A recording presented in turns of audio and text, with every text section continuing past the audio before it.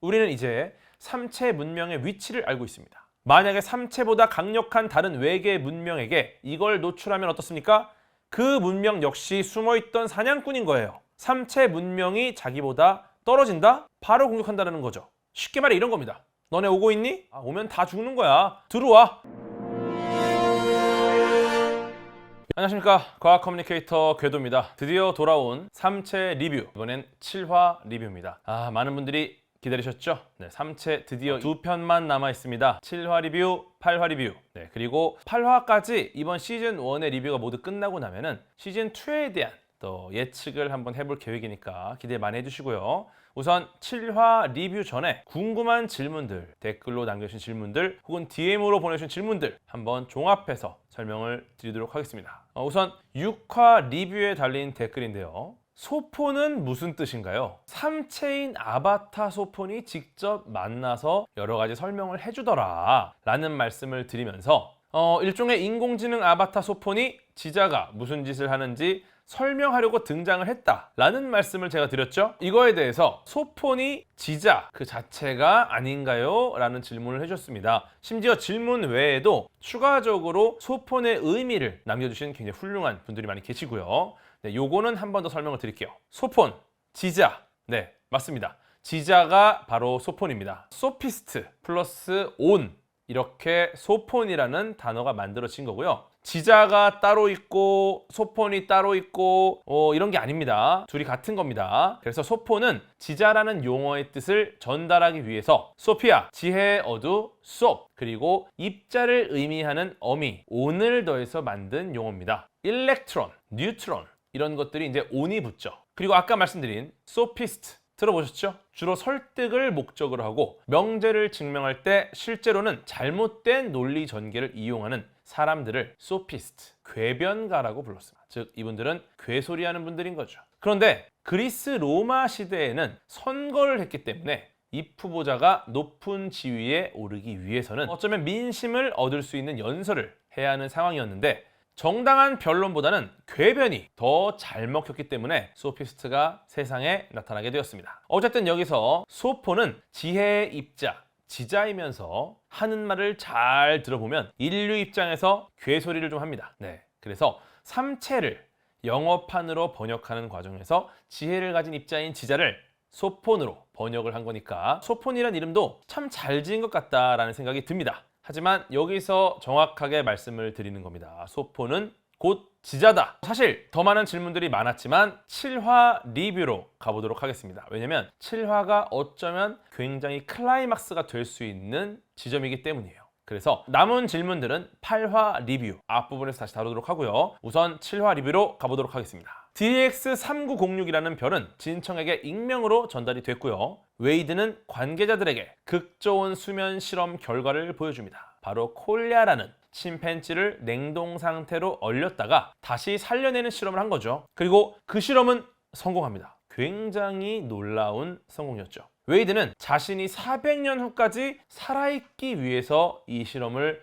한 것이었습니다. 어떤 식이냐면 사실은 위의 뇌를 잘 보내려고 이 동면 기술을 연구한 척을 했지만 실제로는 웨이드가 매년 1년 중에 약 일주일 정도 살아나서 일을 처리하고 다시 동면으로 들어가고 혹은 중간중간 중요한 이슈가 있을 때마다 잠깐 살아나서 또 일을 하고 또 동면으로 들어가고 그렇게 자신의 어쩌면 한정되어 있는 100년이 안 되는 수명을 최대한 늘려서 계획을 일관되게 관리 감독하려고 합니다. 이걸 할 수 있는 사람은 지구상에서 하나라고 합니다. 스스로에 대한 엄청난 자신감이죠. 웨이드 역을 맡은 배우의 연기가 기가 막힙니다. 그런데 과연 냉동 기술이 현실적일까요? 이 부분에 대해서 정말 궁금한 분들 많이 계실 텐데 미래 의료 기술로 소생할 수 있는 것을 기대하고 사람의 사체를 영하 196도의 액체 질소에서 냉동 보존하는 것을 일반적으로 인체 냉동 보존, 냉동 인간 보존이라고 부릅니다. 사실 저온으로 보존된 사람이나 대형 짐승을 현재의 기술로는 소생시키기가 어렵습니다. 하지만 이러한 보존 방식은 미래의 소생 기술이 아마도 만들어질 것이라는 것을 전제로 이렇게 진행이 된 거죠. 불치병으로 사망 선고를 받은 사람도 이 기술을 이용하기도 합니다. 최초로 냉동인간이 된 사람은 간암 선고 후 시한부 인생을 살던 미국의 심리학자 제임스 베드포드라는 분입니다. 이분은 1967년부터 현재까지 보존 중으로 알려져 있죠. 우리나라의 경우에는 법적인 부분에 근거가 없어서 러시아 모스크바로 이동을 한 뒤에 임종 직후 몸을 얼린 경기도의 사업가인 80대 여성이 현재 냉동인간이 된 상태죠.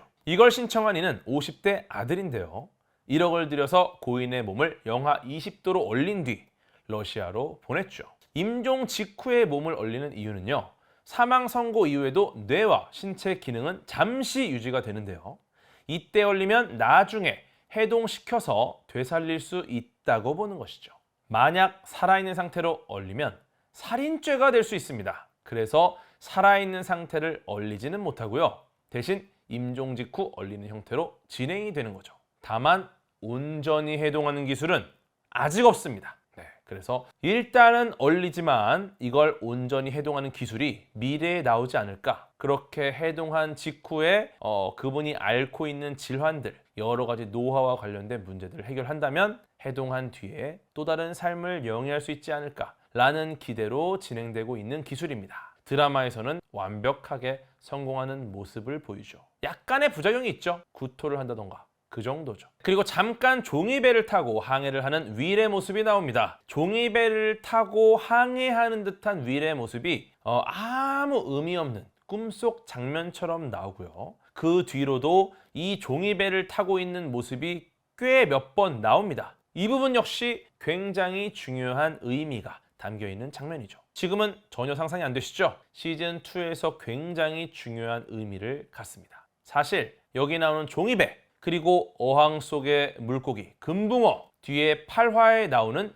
우주로 보낸 씨앗, 이렇게 전혀 중요하지 않은 장치처럼 보이는 부분들이 후반에서도 매우 중요한 떡밥으로 사용이 되는데요. 지금 시즌1에서는 크게 의미가 없는 장면으로 보입니다. 이건 8화까지 리뷰가 끝난 이후에 원작을 통해 다음 시즌을 예측하는 3체 리뷰 마지막 편에서 상세하게 이야기를 해보겠습니다. 그리고 윌의 누나가 남편과 찾아와서 부모 재산 이야기를 합니다. 죽을 때가 되니까 오랜만에 찾아와서 남긴 부모의 유산은 자기들이 갖겠다라는 것을 죽어가는 윌에게 이야기하는 거죠. 정말 매정한 세상이죠. 어쩌면 인류애를 더 끊어내고 진청 그리고 친구들에 대한 애정만 남기게 되는 윌의 상황을 더 극적으로 보여주는 것 같습니다. 웨이드는 삼체인들에게 들으라는 의미로 지자에게 말을 하는 거죠. 일종의 우리가 인간을 보내주겠다고 합니다. 그러면서 갈 사람을 지원받겠다고 하는데 물리학과, 화학, 로켓과학을 아는 자여야 하고요. 그 다음 기꺼이 죽을 수 있는 분 혹은 이미 죽어가는 분 중에 아는 분이 있냐고 물어봅니다. 일종의 답정너 질문이죠. 어쩌면 웨이드에게는 윌에 대한 정보가 이미 있는 것이라고 추측할 수 있고요. 여기서 진청과 오기는 자신의 친구 윌이 그런 프로젝트에 참여해서는 안 된다. 그에게 남은 몇 주간의 시간은 사실 그에게 너무너무 소중한 시간이다. 이것을 되돌릴 수 없는 일에 무의미하게 쓰이게 해서는 안 된다는 겁니다. 사실은 우리가 죽기 직전에 남아있는 시간은 너무 소중하거든요. 근데 그 시간을 임의로 없애버리는 상황이 되는 거죠. 그러니까 두 친구는 절대 못하게 해야 한다고 주장을 하고요. 그리고 그 와중에 오기는 자신이 완성한 나노 기술을 온 세상에 전부 공개하고 떠납니다. 데니스 펄록이라는 부자가 오기를 잘랐는데요. 오기는 이미 그렇게 될 가능성을 예측하고 원래 이렇게 했어야 된다라는 식으로 이야기를 하면서 이 모든 노하우를 온라인상에 싹 올리고 법적인 문제를 해결할 방법까지 함께 올립니다. 완전 오픈 소스로 기술을 공개한 거죠. 이렇게 되면 기업은 돈을 벌지 못하기 때문에 굉장히 슬픈 일이겠지만 인류 입장에서는 큰 공헌이라고 할 수 있겠다라는 말씀을 드립니다. 이후에 먼 미래에 나오는 오기의 모습은 자신의 나노 기술을 사용해서 아주 심플한 형태의 정수 시스템을 개발도상국에 공급을 하는 형태로 꽤 멋진 일을 하는 걸로 나오겠죠. 물론 이러한 방식도 역시나 과학기술적인 어떤 오류가 있는 부분은 당연히 있습니다. 정화 시스템 자체가 여러 가지 고려할 것이 많아요. 그리고 나노 기술 자체가 사실 그렇게 심플하게 만약 구성이 된다면 지금 우리가 겪었던 여러 가지 나노 파이버, 나노 섬유에 대한 것들이 훨씬 더 복잡한 형태로 작용을 했겠죠. 하지만 이 드라마상에서는 훨씬 심플한 기술로 인류에 공헌하는 것처럼 나옵니다. 네, 이 부분은 드라마적인 어떤 효용으로 봐주시면 좋을 것 같아요. 물론 나노 기술만으로 그런 정화 시스템을 쉽게 만들 수 있느냐? 그렇지는 않다 라는 말씀도 잠깐 드리겠습니다. 그리고 웨이드는 면벽자라는 이야기를 처음으로 꺼냅니다. 면벽자에 대한 중요한 이야기는 8화에서 한번 해보도록 하겠습니다. 그리고 웡의 아들은 새로운 사업을 시작합니다. 쉽게 말해서 돈을 적립해서 모으면 지구를 떠나 화성 혹은 다른 행성으로 이주할 수 있는 그런 프로젝트를 기획을 하는 거죠. 한 달에 40파운드씩 연금처럼 모아서 언제 다른 행성에 가냐고 비현실적이라고 아빠인 웡이 지적을 했지만 아들은 이게 현실이 될 수 있게 도와달라고 하죠. 그리고 관계가 틀어집니다. 이 아들의 이 사업 아이템 앞으로 어떻게 전개가 될지 충분히 지구에서 일어날 수 있는 일이라고 생각을 합니다. 그리고 다시 진청은 윌을 만납니다. 계단 프로젝트를 설명해주고 이걸 해서는 안 된다고 하지만 윌은 이 프로젝트가 성공해서 진청에게 도움이 될 수 있다면 자신이 직접 이걸 하고 싶다고 하는데요. 되게 미묘한 감정이 여기서 나옵니다. 진청의 입장에서는 이걸 할 적당한 사람이 없습니다. 진청은 이걸 할 사람은 없고 그 와중에 친구를 보낼 수도 없고 정말 복잡한 마음에 눈물을 흘립니다. 이제 여기서 가장 중요한 장면이 나오는데요. 오랜만에 나온 예원재가 2권의 책을 꺼내드는 장면입니다. 바로 게임 이론 그리고 페르미 역설이라는 책이죠. 이게 아마 이번 시즌 1에서 가장 중요한 장면이 아닌가 싶을 정도로 핵심인 부분인데요. 근데 굉장히 빠르게 지나가니까 놓치셨을 수도 있어요. 그래서 한번 각각에 대해 간단하게 짚고 넘어가 보도록 하겠습니다. 먼저 게임 이론입니다. 게임 이론이란 합리적인 경제 주체들이 상호 의존성 아래에서 전략적인 고려를 할 때 어떤 의사결정을 내리는지를 탐구하는 경제학의 한 분야죠. 예를 들어 가위바위보를 할 때 내가 바위를 낼 거라고 하면 네가 생각을 할 테니까 그럼 볼을 내겠지? 그러면 내가 가위를 내겠지. 내가 가위를 낼 걸 읽고 또 너는 바위를 내겠지. 그러면 나는 그걸 읽고 볼을 내니까 그러면 너는 또 가위를 내겠지? 이런 식으로 끝없이 서로의 수를 읽으면서 예상하는 게 일종의 게임 이론이다라고 보시면 돼요. 물론 훨씬 복잡하지만 간단하게 이렇게 보시면 됩니다. 이걸 본격적으로 정립한 건요. 천재들의 천재과학자 폰 노이만이고요. 처음 게임 이론의 한 획을 그은 건 뭐든지 존내 쉽게 풀어내는 존 내슈입니다. 이분이 정말 재미있는 이론으로 시대를 풍미했고요. 이 이론 자체가 정말 많은 곳에 활용이 됐습니다. 그리고 계속해서 새로운 이론들이 등장을 하면서 게임 이론 자체 수정이 가해지는 중이라고 볼 수 있겠죠. 그 다음 책은 페르미 역설입니다. 이탈리아 출신의 미국인 과학자 엘리코 페르미가 제시한 역설이죠. 과학자들하고 점심을 먹다가 이런저런 이야기를 하는데 아마 외계 지성체는 당연히 있을 것 같은데 라는 식으로 대화가 진행됩니다. 그러다 갑자기 페르미가 그런데 그들은 어디 있어? 라고 물어보면서 시작된 게 바로 이 페르미 역설입니다. 어디에 있길래 그들은 보이지가 않을까? 분명히 외계 지성체들, 외계 문명들 정말 많을 것 같은데 어디 있는 거야 도대체? 왜 안 보여? 여기에 다양한 가설들이 등장을 하고요. 몇 가지만 설명을 드릴게요. 이미 외계 지성체는 우리 주변에 와 있을 것이다. 그런데 우리보다 훨씬 고도의 문명이라서 존재를 완벽하게 숨기고 있고요. 우리가 알아차리기가 힘들다는 겁니다. 혹은 실제로 존재하지만 너무 멀어서 소통이 불가능하거나 소통 방식이 달라서 소통이 안 되는 거 아닐까? 아니면 정말 우주에 우리밖에 없어서 못 만날 수밖에 없거나 우리 인류가 생각보다 훨씬 오래된 문명이라서 이제 막 외계 문명이 만들어지고 있는 상황이라면 우리가 제일 선배라면 못 만날 수도 있겠다 라는 가설들이죠. 페르미 역설에 대한 어떤 해답을 주는 가설들입니다. 전부 다. 그런데 이 중에 어둠의 숲이라는 가설이 있어요. 이 가설은 외계 지성체는 실제로 우주 공간에 정말 많이 존재하지만 혹시 서로 존재한다는 사실을 알려지게 되면 문명이 발달한 쪽에 의해서 다른 한쪽은 필연적으로 멸망할 수밖에 없기 때문에 자신의 문명이 다른 문명에게 발견되기를 극도로 꺼리며 그래서 외계 지성체를 발견하는 게 어렵다는 페르미 역설의 해결책으로 제시된 가설이 바로 어둠의 숲 가설입니다. 예전에 영국의 SF 소설가 아서 클라크가 이렇게 말한 적이 있습니다. 외계 생명체의 존재에 대한 가능성은 두 가지다. 우리 말고 다른 누군가가 더 있거나 아니면 이곳에 우리밖에 없거나 어쨌든 두 가능성 모두 끔찍하다. 그만큼 우리는 외계 문명에 대한 두려움이 있다는 겁니다. 우리밖에 없어도 끔찍하고 누가 있어도 그들이 과연 우리에게 우호적일까? 혹시 어둠의 숲에 숨어있는 또 다른 사냥꾼은 아닐까? 이런 의미인 거죠. 재밌는 게 바로 어둠의 숲 가설이라는 이 가설의 이름이 바로 류츠신의 원작 소설 삼체 2부의 제목 어둠의 숲에서 왔다는 겁니다. 과거에서의 어떤 가설이 SF 소설의 제목으로부터 왔다. 이것 자체가 엄청난 일 아니겠습니까? 우리나라에서는 번역이 암흑의 숲으로 번역이 됐습니다. 어쨌든 지금 말씀드린 이 두 가지 아이디어를 바탕으로 예원제는 사울을 만나서 농담을 들려줍니다. 아인슈타인이 죽고 나니 천국이었다. 자기 바이올린도 있었다. 그는 바이올린을 굉장히 사랑했다. 그래서 천국에서 바이올린을 켜보려고 했다. 바이올린을 조율하는데 천사들이 왔다. 뭘 하려는 거야? 그래서 나는 바이올린 연주를 하려고 하고 이건 정말 훌륭할 거라고 대답했다. 하지만 천사들은 관두게. 신께서 싫어하실 거야. 신은 색소폰 연주자시거든. 이라고 했다. 그래서 아인슈타인은 거기서 멈췄다. 그런데 음악을 정말 사랑하는 아인슈타인은 너무 바이올린이 켜고 싶었다. 그런데 높은 곳에서 색소폰 소리가 들려왔다. 그래서 아인슈타인은 그 순간 생각했다. 난 할 거야. 신과 함께 연주하겠어. 우리 합주는 근사할 거야. 그리고 연주를 시작했다. 그리고 신은 색소폰 연주를 멈추고 그에게 다가와서 불화를 뻥 찼어. 천국인데도 아팠다.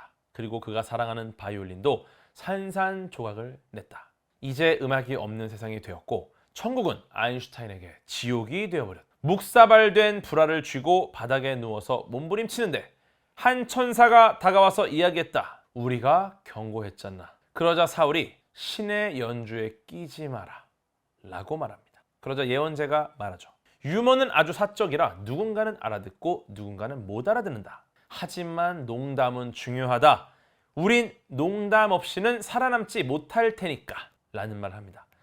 살아남기 위해서는 이 농담을 기억하라는 말이죠. 너무 중요한 이야기들을 하고 예원제는 떠납니다.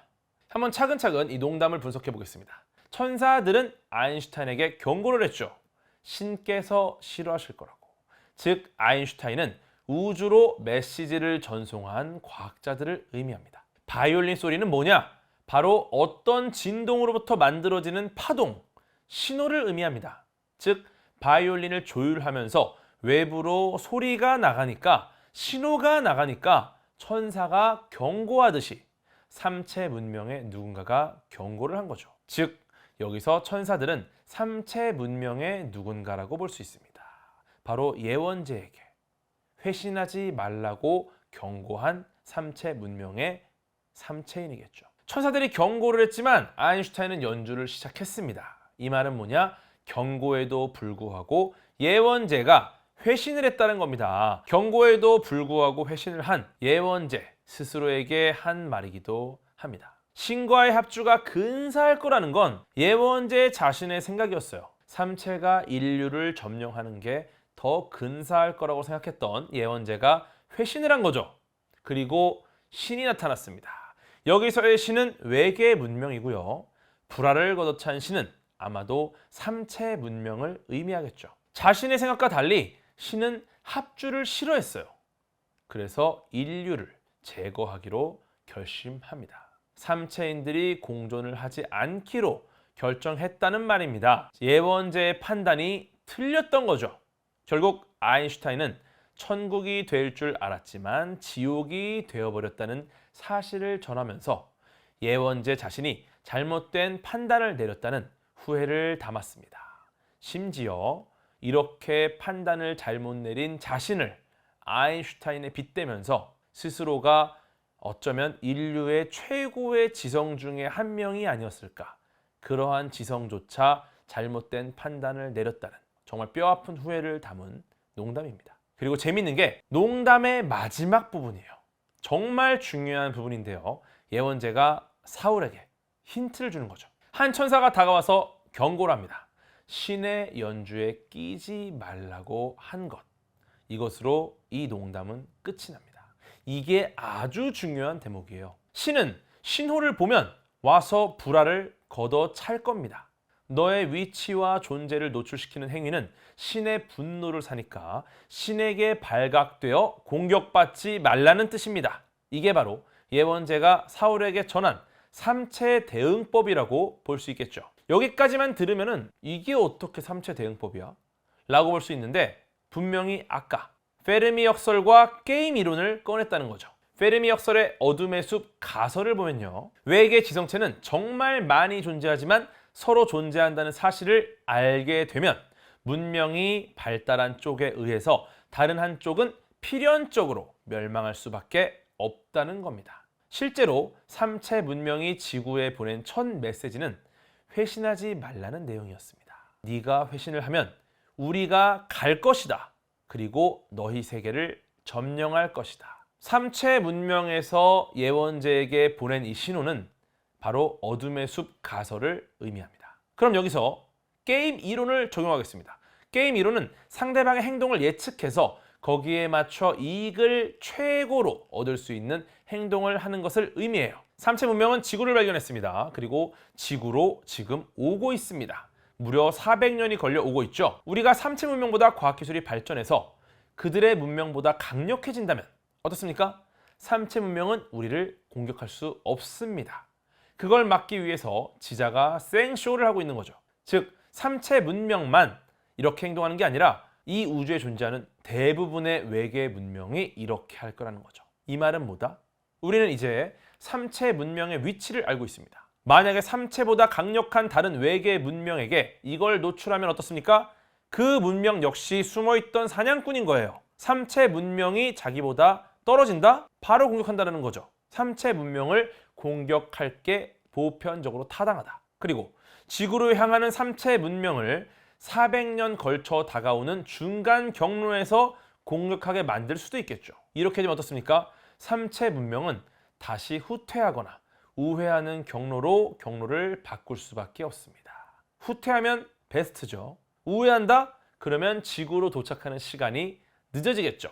우리는 과학기술을 삼체 문명보다 발전시킬 수 있는 시간을 벌 수 있습니다. 혹은 이렇게 생각할 수도 있죠. 지구로 오고 있는 삼체 문명이 있으니 지구의 위치를 다른 외계 문명에게 노출하면 삼체 문명보다 발달한 과학기술을 보유한 다른 외계 문명 역시 지구로 와서 지구를 점령한 삼체 문명을 다시 점령할 것이다. 물론 지구, 우리도 최약체입니다. 완전히 망가지겠죠. 하지만 적어도 삼체 문명이 합리적인 고도화된 지적 능력을 갖고 있는 문명이라면 게임 이론을 알고 있을 것이고요. 게임 이론에 따라 결론을 예측한다면 우리가 이러한 행동을 일종의 협박 수단으로 활용할 수 있다는 말인 거죠. 쉽게 말해 이런 겁니다. 너네 오고 있니? 오면 다 죽는 거야. 들어와. 아니면 각자 조용히 자기 갈 길 가자. 이렇게 협박을 한다는 거예요. 관련해서 원작에서는 어떻게 했을까? 한번 원작을 살펴보겠습니다. 갈색 개미는 대지의 울림을 느꼈다. 미세한 떨림으로 시작하여 점점 진폭이 커져가는 것을 느끼며 또 다른 거대한 존재가 가까이 다가오고 있음을 알았지만 갈색 개미는 묵묵히 봉우리를 따라 올라갔다. 고독한 봉우리의 하부와 지면 사이에 만들어진 직각의 공간에 거미줄이 있었다. 갈색 개미는 그것이 무엇인지 알고 있었다. 수직의 절벽에 붙어 다리를 옴츠린 채 거미줄이 흔들리기를 기다리고 있는 거미 옆을 조심스럽게 애돌아 지났다. 둘은 서로의 존재를 감지했지만 지난 1억 년 동안 그러했듯 서로 아무런 소통도 하지 않았다. 실제로 이 거미와 개미의 비유를 통한 이야기는 제가 읽어드린 것보다 훨씬 길고요. 그리고 사이사이 예언자의 해설이 들어갑니다. 그런데 이거를 드라마에서는 아인슈타인의 바이올린과 관련된 이야기, 이거를 비유로 설명을 한 거죠. 아인슈타인의 이야기라는 비유로 설명한 넷플릭스의 드라마 설정이 저는 조금 더 흥미롭다고 생각을 합니다. 특히나 지자가 지금 듣고 있는 상황이기 때문에 삼체 문명이 이해하지 못하는 형태인 비유만으로 적극적으로 이야기를 하는 것, 이걸로만 소통을 하는 게 제가 볼 때는 좀 더 그럴듯한 상황이라고 생각을 해요. 그런데 왜 사울에게 힌트를 주느냐? 충분히 표현하지는 못했지만 아마도 예언자는 자신의 딸을 가장 사랑하고 가장 인정했을 겁니다. 그래서 자신의 딸이 평소에 가장 똑똑하다고 이야기했던 그녀의 제자에게 이 이야기를 전달한 것이죠. 그렇다면 과연 사울은 이 이야기를 어떻게 받아들이고 이후 어떻게 행동할까? 이것에 대해서는 아마도 8화까지 모든 리뷰가 끝나고 나서 원작 소설을 통해 시즌2를 예측해 볼 때 차근차근 다시 이야기해 보도록 하겠습니다. 왜냐면 시즌2에 굉장히 중요한 이야기거든요. 다시 드라마로 돌아가 보겠습니다. 웨이드는 형식적인 절차로 충성 서약을 하라고 했고요. 윌은 하지 않겠다고 합니다. 진에 대한 충성 서약만은 하겠다라고 하는데, 하지만 이것마저도 웨이드의 계략이었죠. 충성 서약을 안 한다는 윌, 그래서 오히려 윌이 적임자라고 생각을 하는 거죠. 만약에 충성 서약을 한다, 누가 봐도 스파이인데 삼체 문명이 데려가겠습니까? 하지만 충성 서약을 안 했기 때문에 삼체 문명은 윌에게 호기심을 가질 수밖에 없고요.